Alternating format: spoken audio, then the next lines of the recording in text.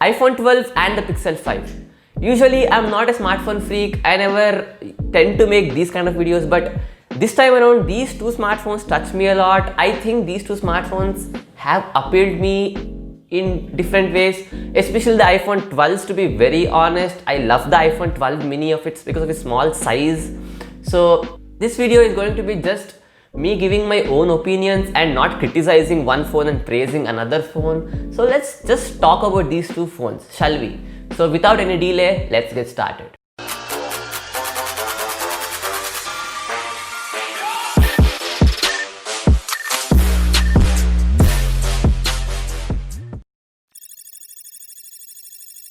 These two phones are 5G phones because, come on guys, it's 2020, we can't stick to LTE always. And let's talk about the iPhone first. The iPhone 12 has a 6.1-inch Super Retina XDR display, that's what Apple calls it. And this runs on a completely new SoC, which is the A14 Bionic, which is actually the best SoC on any smartphone out there. And this processor runs on a 5nm architecture, which is pretty cool, I would say, because this is the latest architecture tech out there. And Apple says they managed to fit around 11.8 billion transistors in their SoC, which is a very significant number, to be honest. Apple says that their GPU of the A14 Bionic is 40% faster and powerful now, which means they have gotten high-level PC games such as League of Legends into your small iPhone. So that's a pretty cool development when it comes to smartphone gaming.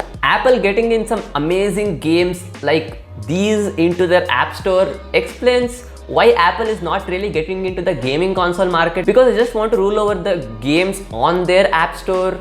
This also explains why Apple runs a subscription for their Apple Arcade, which has like hundreds of games in it, which you can try for a monthly subscription plan.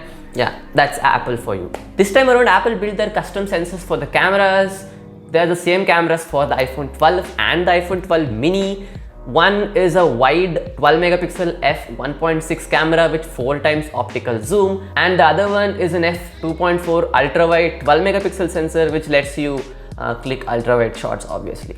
Apple has leveled up their camera tech this time, where they have added optical image stabilization to their camera sensors itself and not the lenses. This lets them to achieve more micro adjustments in your photos. So that's a pretty good development when it comes to camera tech by Apple. And also MagSafe is back. So new wireless chargers, MagSafe cases, and many more MagSafe accessories. And then comes the Pro models, the iPhone 12 Pro and the 12 Pro Max. And this is also a 5G phone. They literally mentioned it for 100 times in their presentation last night. 5G.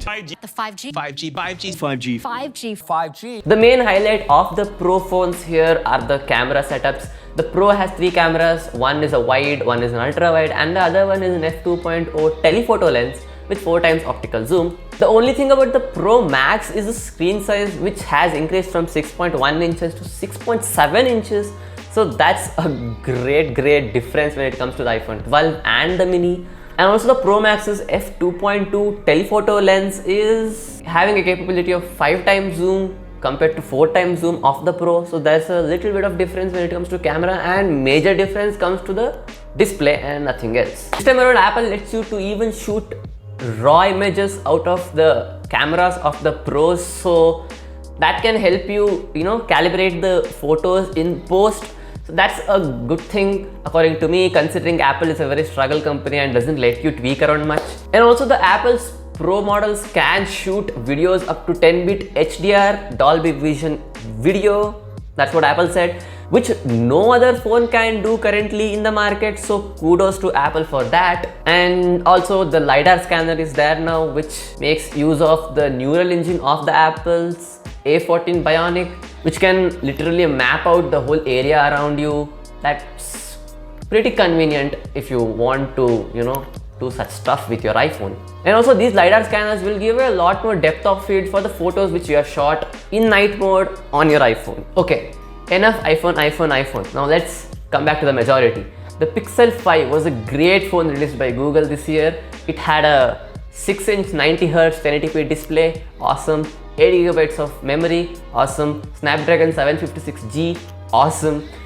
Pixel cameras, 12.2 main and 16 megapixel ultra wide, awesome. It's a 5G phone, cool. When you compare it to other Android smartphones like Samsung phones, their phones are kind of pricey, but Google Pixel 5 is coming out for a really good price, that is around $699, which is also iPhone 12 mini's price, by the way. What else do you expect from a Pixel? They have the best cameras in the smartphone industry, they have the best stock Android experience when it comes to software, and this time around the phone is not made out of glass, it's made out of aluminum, and they also managed to put in wireless charging in it, which is really good. You get all the Android features of Pixel and also the capacitive fingerprint scanner, which wasn't available before because they had shifted to face unlock in the Pixel 4, and now the capacitive fingerprint scanner is back, which I really like, by the way. Both have legit competition going on inside their phone, which can give you some really good outputs for the photos you take. And also Apple uses MagSafe now because magnets are cool. This is a motor mod kind of a concept, but for Apple, where things just fit into place like that using magnets, of course. There are all the different accessories varying from wireless charging pads to even the cases just fit in magnetically and not go inside the phone, just just like that. We request Apple a 120Hz refresh rate display because it's an industry standard nowadays for flagship smartphones. Nope.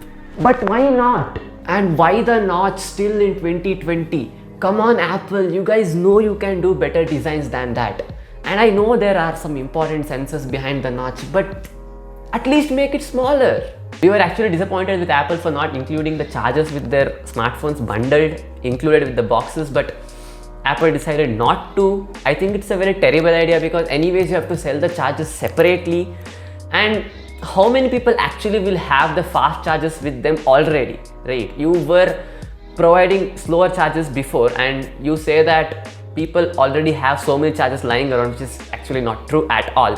And also you need not need to give the reason of attaining carbon neutral stage, because Google has already attained carbon neutral stage, but still they continue to sell chargers bundled with their Pixel devices and any other devices, to be very honest. So that is not really a good idea taken by Apple. So yeah, Google has made the flagship phone which we all wanted from many days, with top-notch cameras, a really good and practical design, no-notch display and a high refresh rate screen, all for a reasonable flagship price. Well, Google, I have a small request. Bring more products, please. And also this time around, Google decided to settle with the capacitive fingerprint scanner behind the phone, maintaining that elegant, good-looking design, which also helped them to get rid of the annoying notch which was in the previous Pixel phones. And also, Pixel 5 is 5G compatible. And you know one more interesting fact, even the mid-range phone, Pixel 4a, is 5G compatible.